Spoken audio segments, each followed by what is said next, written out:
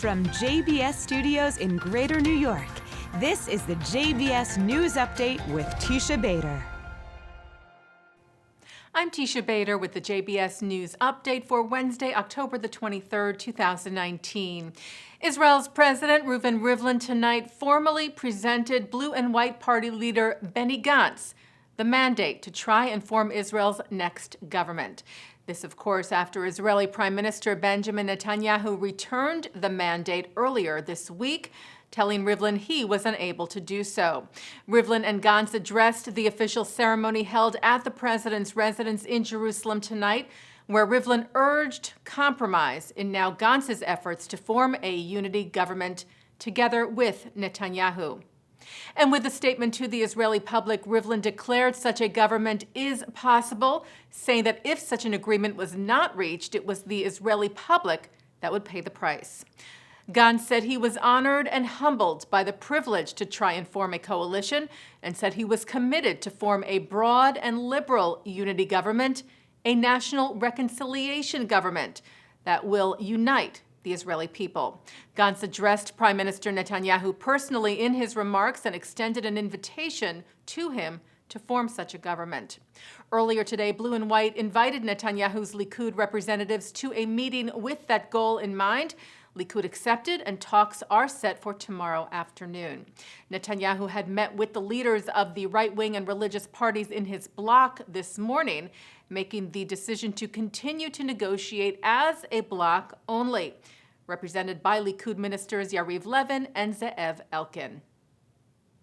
The lower house of the Czech parliament passed a resolution yesterday condemning all forms of anti-Semitism. The non-binding resolution also condemns calls to boycott Israel. It passed the Chamber of Deputies with a large majority, standing against all manifestations of anti-Semitism directed against individuals, religious institutions, organizations, as well as the State of Israel, including the denial of the Holocaust.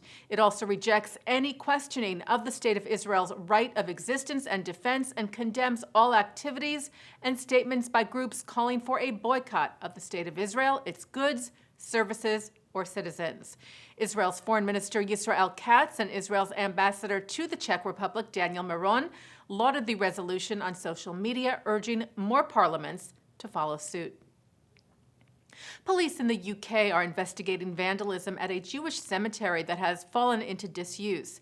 Kent Online reported that 4 headstones were knocked down and the gate to the cemetery of the Chatham Memorial Synagogue in Rochester was ripped off sometime between September the 27th and October the 4th. The FBI has recovered a painting that was stolen by the Nazis from a Jewish family at the beginning of the Holocaust. Winter, by American artist Gary Melchers, was owned by German publisher and philanthropist Rudolf Moss. The Nazi government seized control of his family's art collection after they escaped Germany in 1933. Federal agents recovered the painting from the Arkell Museum in upstate New York last month, where it has been since 1934. The museum's executive director, Suzanne Friedlander, told the Times-Union the museum was, of course, very upset to learn the history of the painting's seizure and signed all paperwork needed to turn the painting over. The FBI will hold the painting until it can be returned to the Moss family. Toyota is teaming up with an Israeli company to find and invest in startups. Toyota Tsusho Corporation, which is the trading arm of the Toyota Group, announced the partnership with Our Crowd, which is a Jerusalem-based venture capital crowdfunding platform, which they said will act as a technology scout, looking for companies who are making strides in the field of autonomous driving and other innovative technologies. Our Crowd founder, John Medved, said the platform was proud to be working with the Japanese giant, saying this is good news for startups and good news for the world.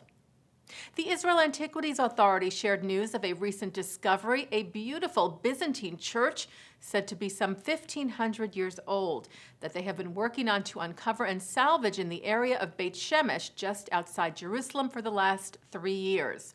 The Church of the Glorious Martyr, as it is being called, was part of a salvage project with assistance from thousands of Israeli youngsters who participated in the excavations, part of the IAA's educational projects to help strengthen the connection between Israeli students and the history of the Land of Israel.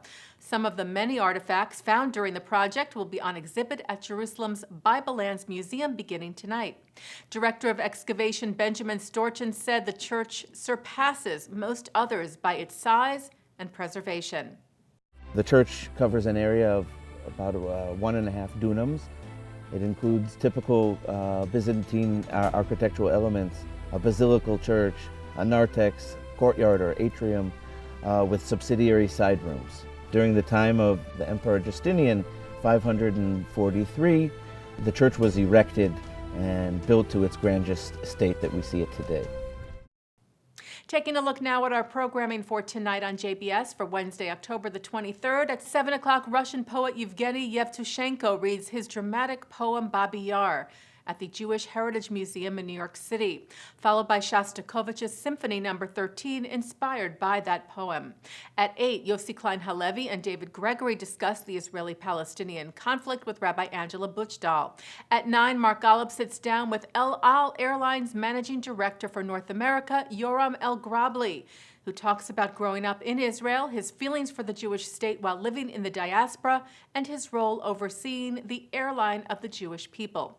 And by the way, beginning November the 1st, anyone flying on El Al to and from Israel will be able to watch select JBS programming.